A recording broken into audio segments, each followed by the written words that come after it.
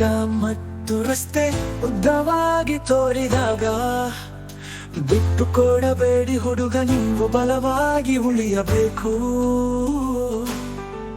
ನೀವು ತಿರುಗಿಸುವ ಪ್ರತಿ ಪುಟ, ನೀವು ಓದುವ ಪ್ರತಿ ಪದ, ಭವಿಷ್ಯದ ಕಡೆಗೆ ಒಂದು ಹೆಜ್ಜೆ ಬೀಜವನ್ನು ನೆಡುವುದು.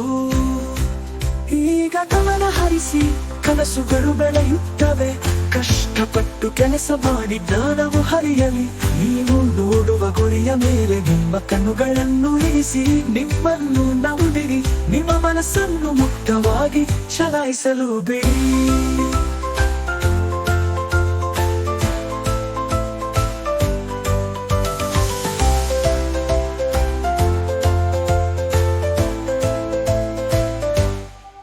ಆರೋಹಣದ ಕೊನೆಯಲ್ಲಿ ಯಶಸ್ಸು ಕಾಯುತ್ತಿದೆ. ಸಮರ್ಪಿತರಾಗಿರಿ, ಒಂದು ಸಮಯದಲ್ಲಿ ಒಂದು ಹೆಜ್ಜೆ.